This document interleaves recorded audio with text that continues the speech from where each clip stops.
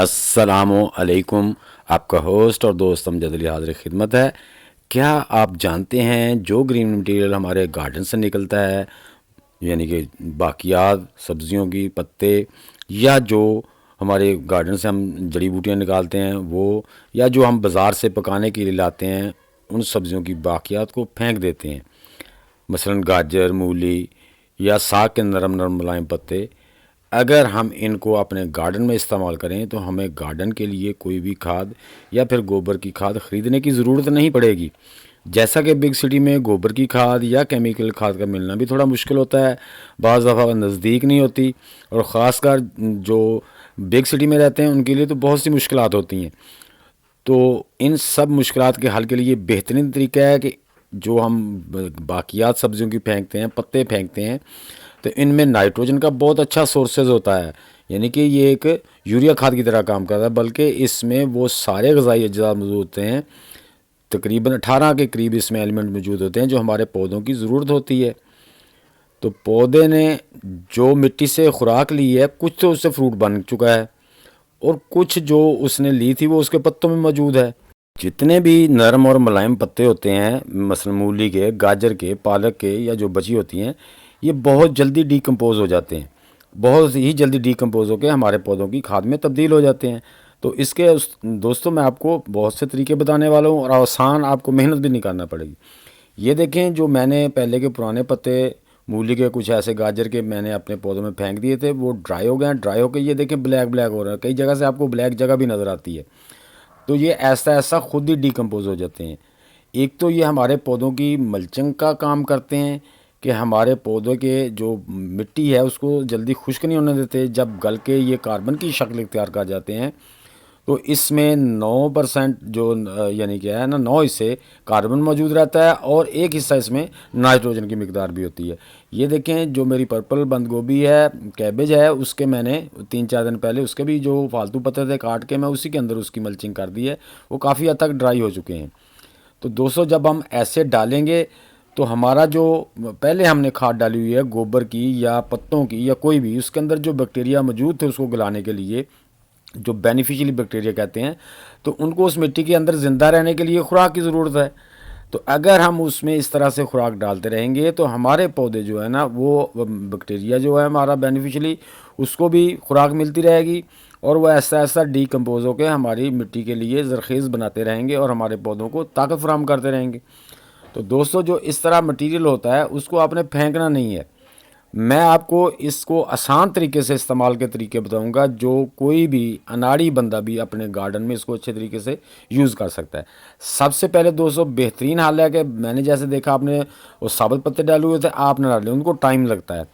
اگر آپ کو اس طرح سے چھوٹا چھوٹا کینچی یا چھری کی مدد سے کاٹ لیں گے، یا آپ ان کو زیادہ بریک چوپ کر لیتے ہیں،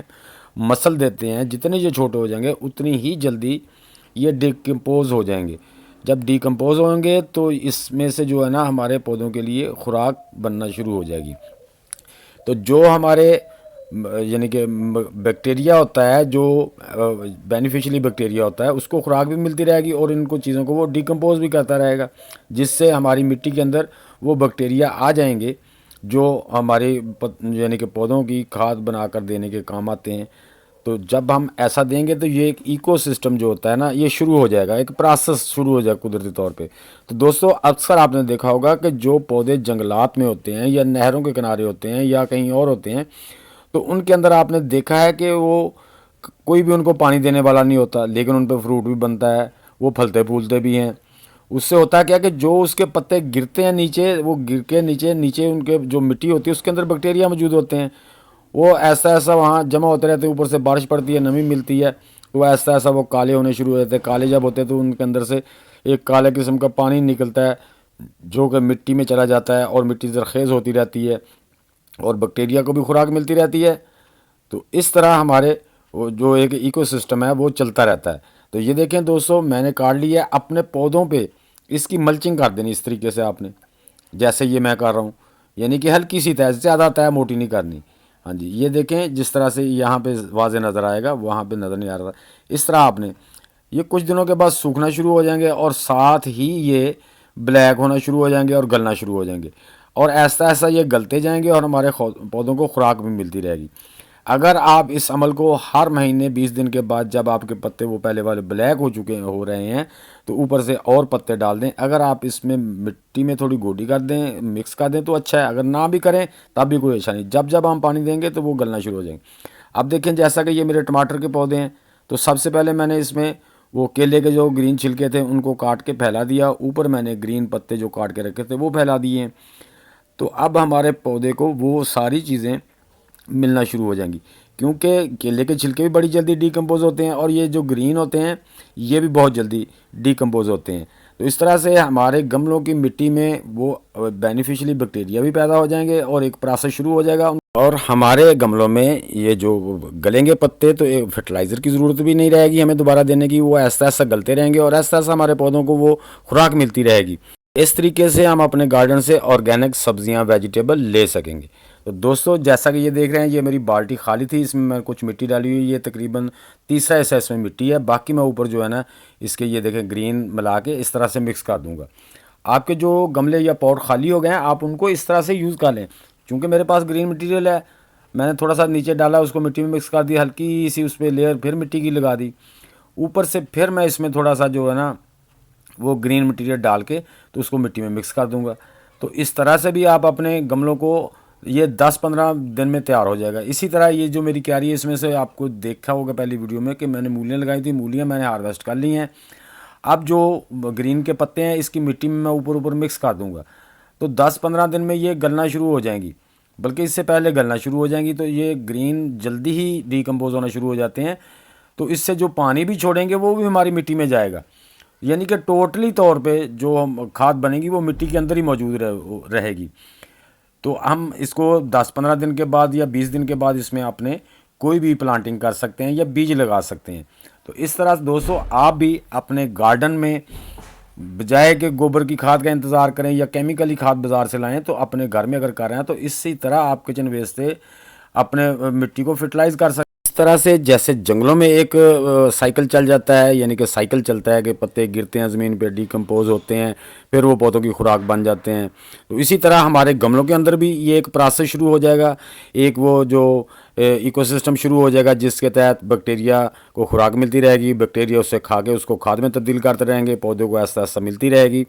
تو دوستو اس طرح سے آپ اپنے آرگینک گارڈننگ کر سکتے ہیں، بہت ہی آسان طریقہ ہے۔ اس کے فائدے یہ ہوں گے کہ جب ہماری جو پتے ہیں یہ گلتے ہیں تو اس میں 9 حصے جو ہوتا ہے وہ کاربن ہوتا ہے اور ایک حصہ اس میں جو ہوتا ہے وہ نائٹروجن اور باقی کھادوں کا ہوتا ہے۔ تو کاربن بیکار نہیں ہوتا، اس کا جو کاربن بنے گا وہ تقریباً اپنے سے 3 گنا پانی کو اپنے اندر اضافہ کرے گا۔ دوسرے نمبر پہ یہ مٹی کو زیادہ گیلا نہیں رکھے گا، بس جو نمی ہے وہ برقرار رہے گی۔ اسی طرح اس کی جو ملچنگ ہے نا اس کے 4 فائدے بنتے ہیں۔ مٹی کو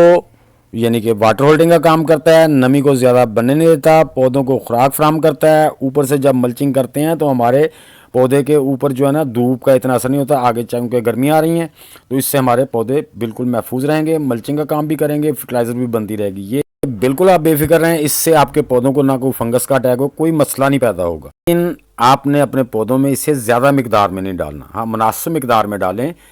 تو جو اور ہر مہینے مسلسل 20-25 دن کے بعد تھوڑا تھوڑا ڈالتے رہیں تو انشاءاللہ یہ ایک